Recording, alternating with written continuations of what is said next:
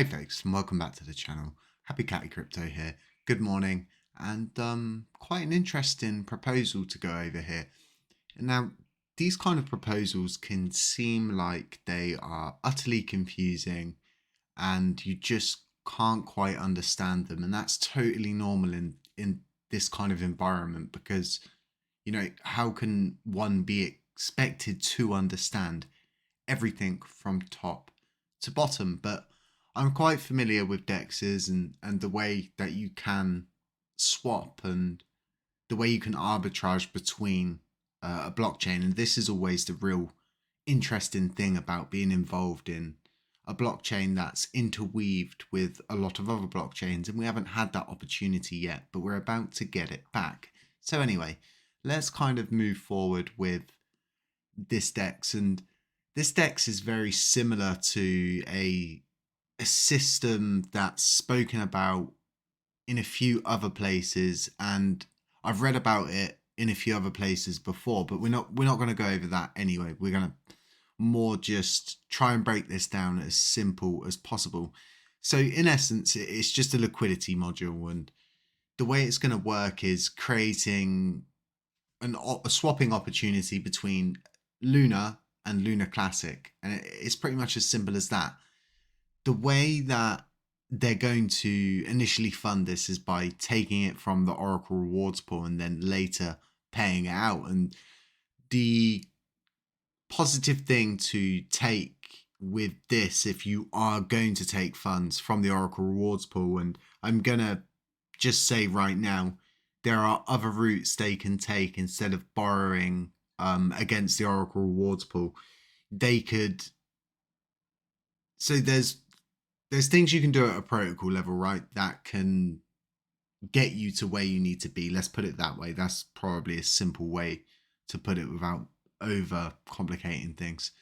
So this in itself is really good, but the one thing that worries me right now is this is a opportunity for a whale to do some kind of heavy manipulation through mass amounts of swaps, and we're very fragile and we're in a very fragile state at the moment.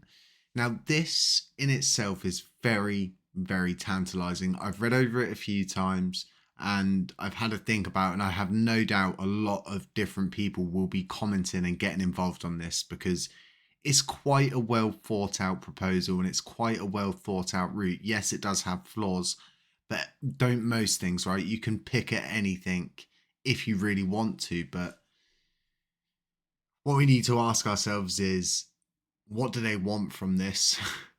For starters, whoever's putting it forward, we don't really know the team that are putting this forward, so to speak. If they are part of the community, they haven't been here long, so would like to know a lot more about the team behind this. So the way this could work is say for example this was really, really, really positive and it all went according to plan. You would end up burning a lot of coins, but at the same time, you'd also end up locking away a lot of the circulating supply just because of the way that this DEX would work. And the flash loans, so you're going to look at this and go, well, people can just take loans out against the blockchain, but no, it's not going to work like that. So they're stating it's only going to be the protocols that can take a flash loan from the Oracle pool in order to perform a triangular arbitrage between the pools. So the breaking down of the way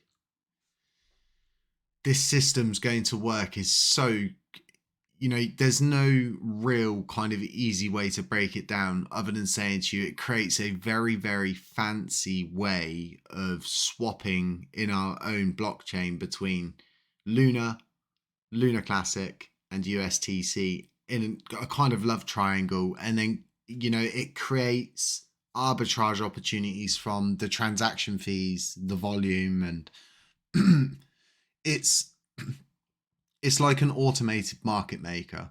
And if you know what market makers are, then you'll completely understand the concept of what this could possibly do.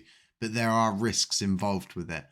but the whatever it takes would belong to the protocol, meaning no sole person would have control over it. So it'd be similar to how no one can send anything from the governance wallet to anywhere, because it doesn't work like that. That's the reason why you can send coins there, and once coins are sent there, they are destroyed. No one can ever send them anywhere or anything like that, because that's the way it's designed. So this would work in a very, very similar kind of fashion. So the way these automated market makers work, they also normally hand out bug bounties. So, if you can find a problem and or and so for example, you could figure out a way to trick the system as a whale, and instead of doing it, you could go to the people who created it and say, look, I figured this out, this is how you fix it, and then you get paid a bug bounty. And that's quite a normal thing to do. I don't know if I've overread or underread it in here whether they're going to be doing that, but that's probably going to be a good idea, because these dexes will need constant work, and it will need a team to monitor it at all times, because this is where stuff can go wrong. If someone figures out, a fancy pants way to more or less deplete the Oracle rewards pool, then we're going to have some serious, serious issues. And you can see already in here. And this is what I like about this proposal, is they've sat and thought, what questions are people going to ask and how best can we answer them? So it's not so that we are simply borrowing tokens from the community pool to generate revenue in order to refill it. And this is the really good thing about if this all works out right, is that this could solve the community pool problems, the Oracle pool problems, and also provide a burn, which is like a hidden burn that wouldn't seem like much, but before you know it,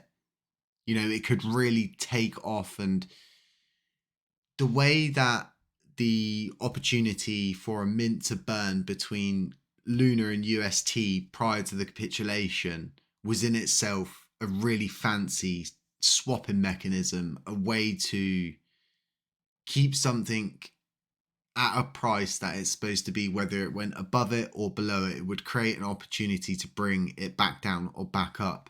Either way, the person who would do that would end up with some kind of profit from it. And it's similar to that. So, like I've been saying, we are very weak, but at some point we're going to have to fly the nest, right? There's a point where we just have to kind of take a leap of faith.